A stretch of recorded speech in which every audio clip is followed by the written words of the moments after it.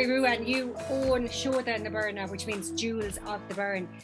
It's really unusual for a man to be involved in this level of jewellery making. Tell me, how did you get into it? How did I get into it? Well, I was a postman for 20 years and I just felt like I wanted to move on. And I went back to education in the Clare VEC down the Clown Road in Ennis.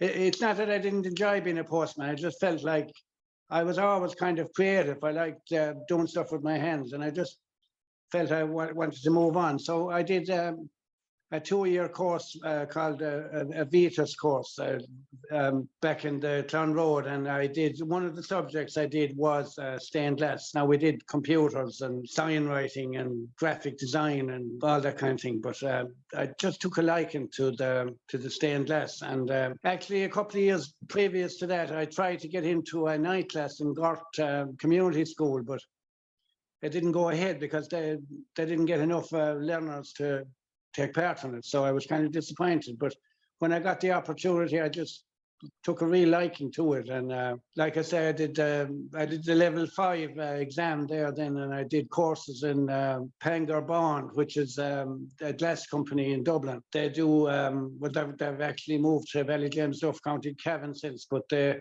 do classes in fusing. And I also started a degree in training and education in Galway, but I got lucky in the sense that I got into as a trainer with the VEC at the time, which is now known as the Limerick and Clare Education Training Board.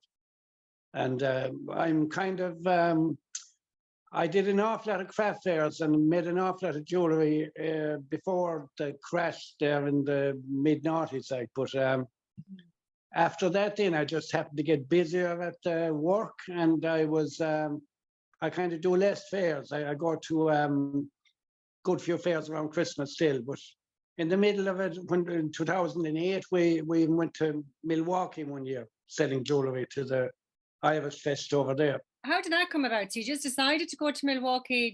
Was there a reason? We got an invitation at the time from the Clare County Council. This Irish Fest is on every year in Milwaukee, and they kind of featured different counties different years, and Clare was featured that year. So there was kind of extra spaces available for the Clare crafters. So 4 or 5 of us went over doing various things anyway. It was very successful.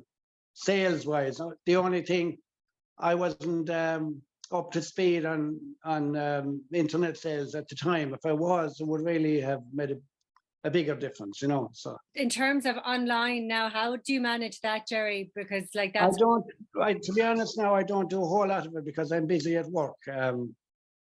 People contact me often directly, like through Facebook and that.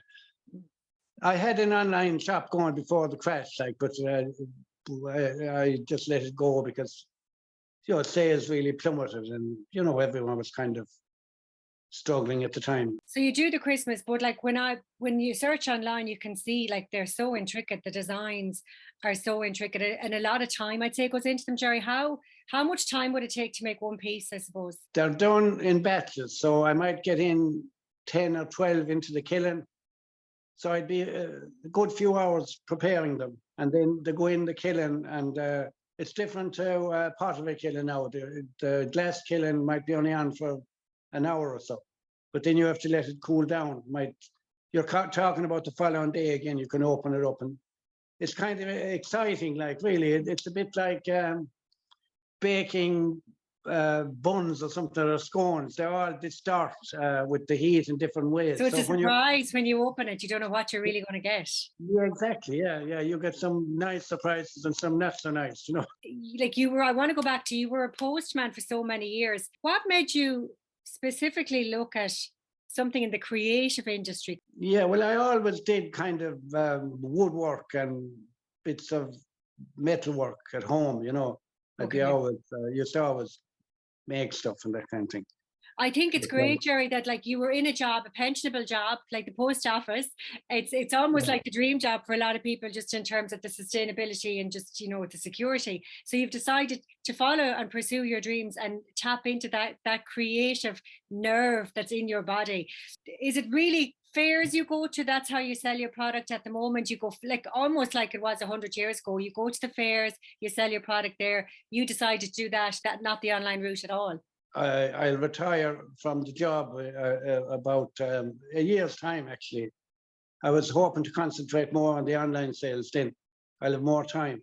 At the moment, I just like whatever I do to do it properly, you know. So I know, Gerry, and I think with creatives as well, so, like it's very difficult to be torn between the business side of your brain and then the creative side. So like at the moment you're so busy and you want to spend time making sure everything looks okay. So and plus you're busy. So I think that's fantastic. I actually think it's brilliant. I think it's a merit, if anything, in this day and age. Sorry, through the job, you see, the creative side is ongoing because I'm helping people and showing them how to make things. And I do classes in stained glass and mosaic mainly. I get a kick out of other people learning it, and some of them have gone on and bought the equipment themselves and you know, made it into a hobby or whatever. Yeah. Is it relaxing, Gerry, when you're making it? Very relaxing. Yeah. It's therapeutic, would you say?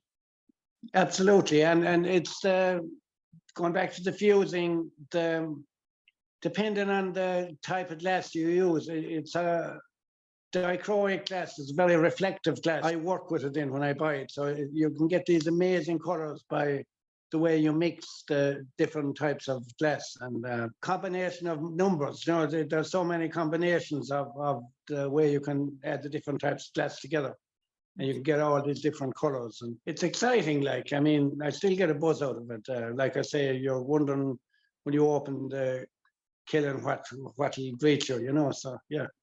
And almost finally, Gerry, what's your favorite piece to make? Like, as you make rings, you make necklaces, what's your favorite piece to make in terms of what you're doing at the moment? I like them all. I like brooches now as well because you can make them that bit bigger and you can get a great combination of colours and shapes on them. I like doing the rings as well, yeah. Lovely. Absolutely. So you might go down the engagement ring route and add a few diamonds there as well. I haven't gone that route yet, but yeah. No, there's no need because you know what you're doing is unique and it's different and you're one of a kind, Gerry.